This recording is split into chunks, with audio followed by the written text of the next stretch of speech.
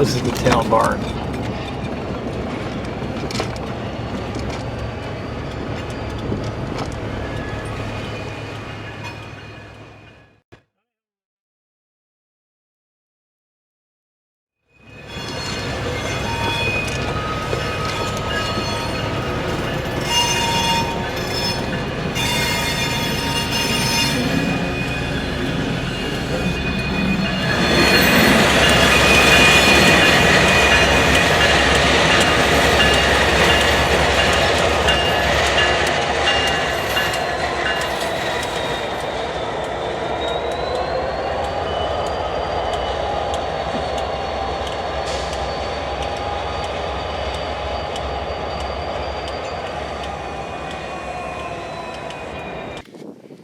Yep, winter has returned. I'm just going to set the camera on the truck and see if it picks up anything of interest. It might not.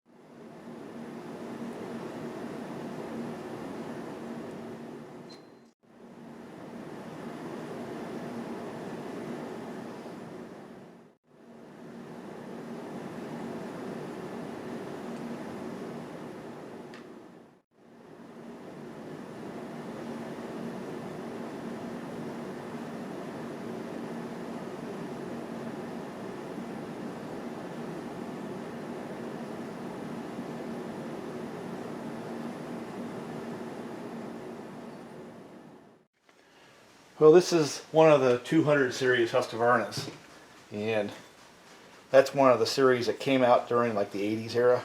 I guess they had their roots in the late 70s into the 80s. Eventually got obsoleted by saws like the 390, 385. Well, actually 385 first, 390. And then the smaller ones, you know, 372s and things like that. Well, this one here, top end went bad on it. Roasted its piston. And I'm not sure why, you know. Usually when you see a lean situation, there's other symptoms about going lean. This one here just simply failed. I don't know if this is an Italian cylinder or some other aftermarket. It's not a Melee, but it didn't last, whatever it is. And judging from about how much carbon it has, I mean, it probably made the guy some money, but I think there's better options out there than what's on that saw right now, obviously. Not really seeing any bearing failure.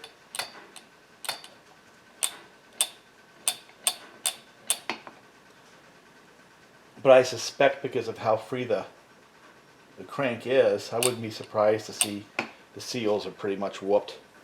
So what I'm going to do in this saw here, just because of the age, it's going to get a fuel line minimum, PTO seal, probably flywheel seal, and a top end. And then we'll just see what we have from that point. And I can get those seals without having to split the cases. So that makes things a little bit easier, you know. But this series of saw really is, I think, one of the more enjoyable ones to work on. Partly because it's just simple.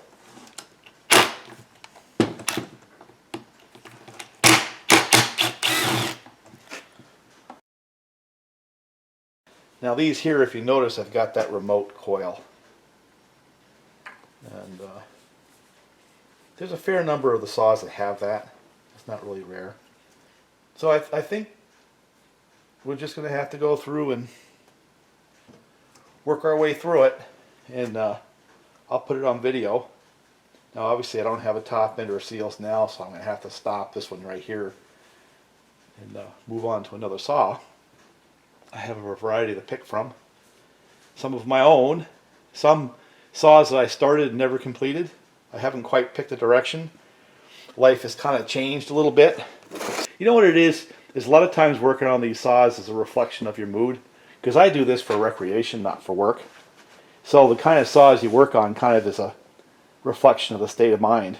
So when I'm working on the old saws, I kind of like thinking about the past. Working on the new ones, kind of thinking about the present and the future. So maybe I would grab a 562 and stick one of those together. I sure have enough parts to do it. And this is kind of a rare opportunity where I've got the one generation and the next generation that followed on the table at the same time.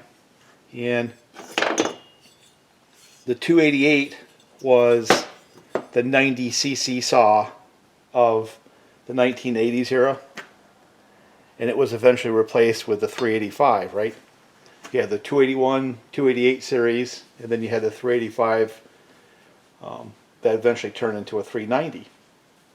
But what you can see here is some of the fundamental design differences, but also some that are pretty much the same. For example, here's your 288 cases, right? And you have the external clutch, and part of the reason they did that was to keep the heat away from the cases. Where on the 390 series, it's kind of like a 372, where the clutch is set in the cases and the sprocket is external, like a 372. I don't have one here to show you, but trust me when I tell you. And that's pretty fundamental. Also, notice that on the cases on a 288, the aluminum casting comes all the way up underneath the carburetor here,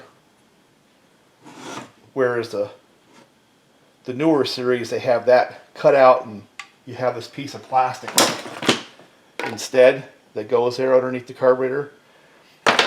Is it weight savings? I don't know, but it is the way it is. Both of them have plastic handles. The anti-vibe is really one of the big differences between the two series, where the 372 through 390 have got the isolation springs here from the handle to the cases. They're actual springs, but they also have, because they have the springs, they have a throttle cable that goes from the handle up through this tray to activate the carburetor throttle. They have a cable there. Where on these older saws, they had more like rubber bushings, some springs.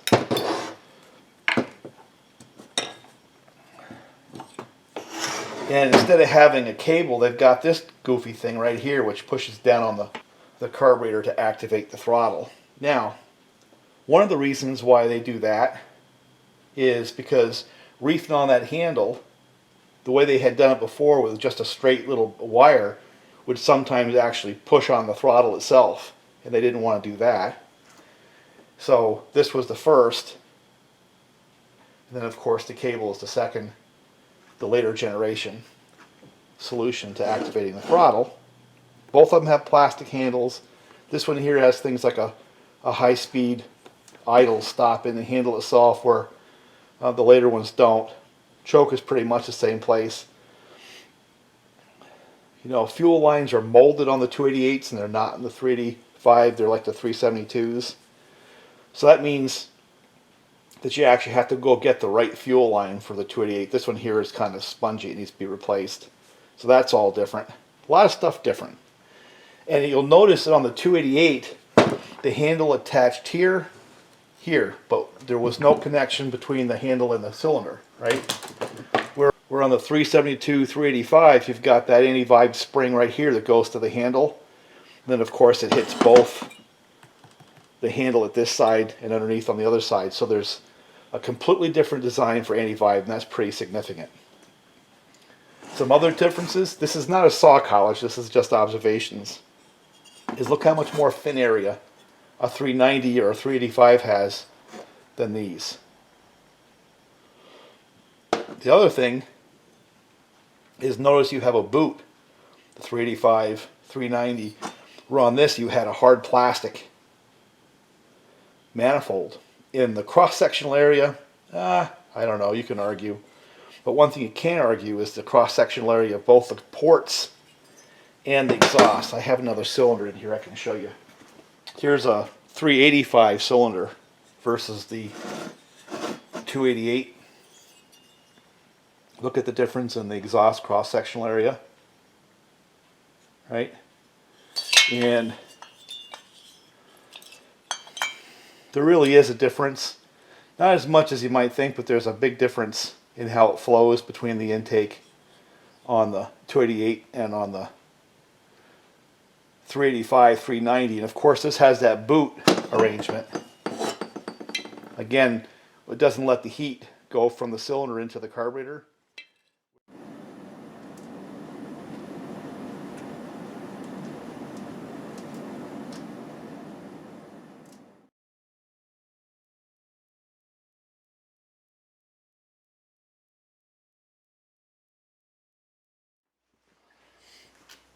Well, where I was when the camera shut off in the last video was talking about differences between the 390, 385, that series, and the older 288s, of which this here is one in pieces.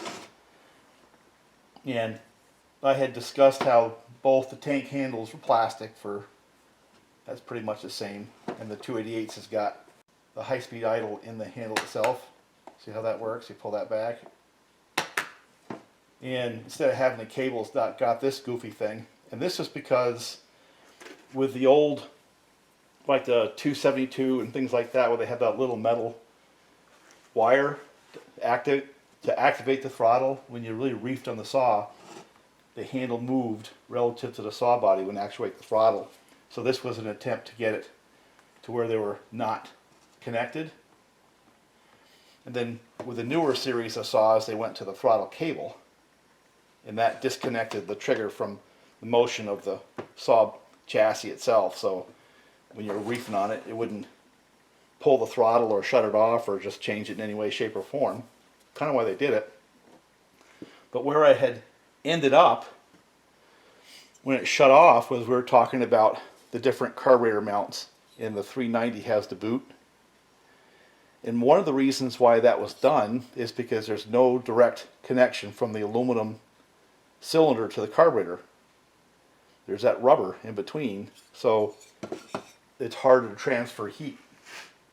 Where on these, you have these long metal screws that go through the filter holder, the carburetor, into the cylinder, through the manifold into the cylinder, and they can conduct heat out to the carburetor. Does that matter? Well, I'm not sure it does for most of us, but they obviously made enough of a difference where a design change was warranted, you know. Some of it was because of the vibration, but some of it was because of the heat. Oil pump's on. I guess I might as well go right into chain brake, which is another place they differ. Because of the inboard clutch. See, here's an inboard clutch on a 372, right? The chain brake assembly is up in here in the case itself. Whereas on the older, the 288s, the chain brake is in the cover as compared to in the case. And of course the outboard clutch keeps heat out of the cases. But that's a fairly significant difference between the two different generation saws right there. And you've seen me do this here a bunch of times, right?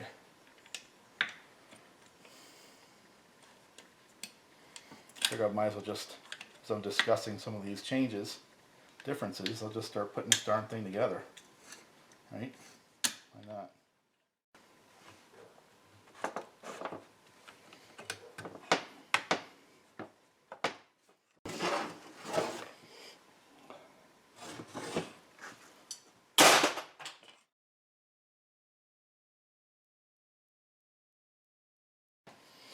Now I've got this deflector plate right here.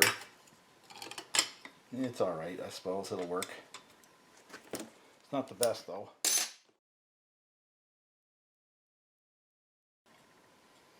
It's a wise idea to get the bucking spike on before you put that plate on. And I'll show you why in just a second. This screw right here is going to have fun going by. It's going to go kiss that plate. And it'll go fast, I suppose. But that's not the right way. You need to put that bucking spike on before you put these.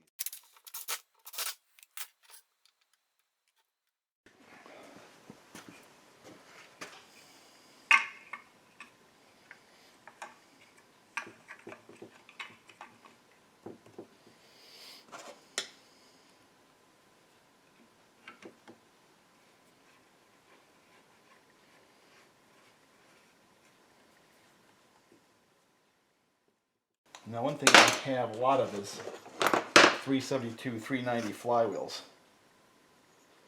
Might as well just use this one right here. Right?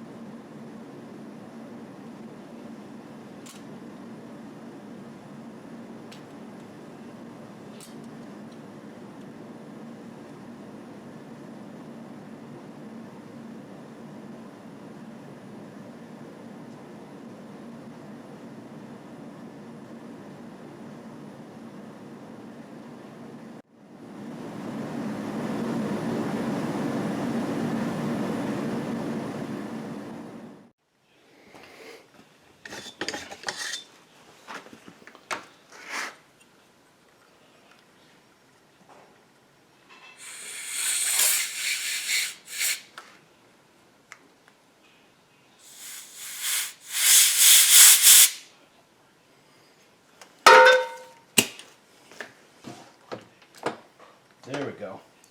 That's what I'm looking for.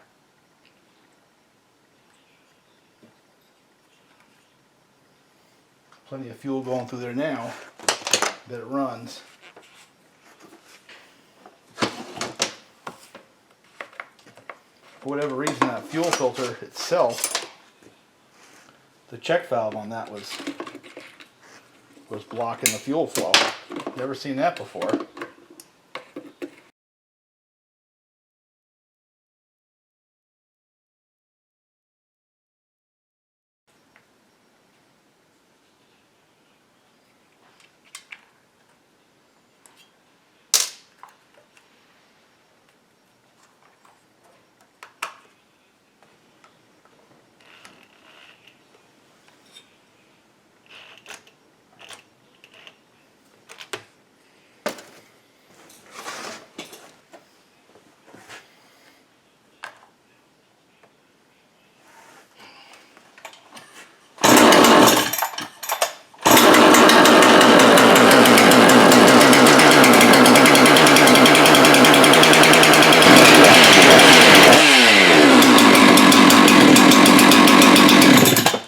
Okay, now we have a running saw. We put a cover on it, just so it'll stay somewhat cool, and then we'll get a little tune on it. In the next video, we'll actually finish it off and bring it out in the woods. But I think we got a running saw here.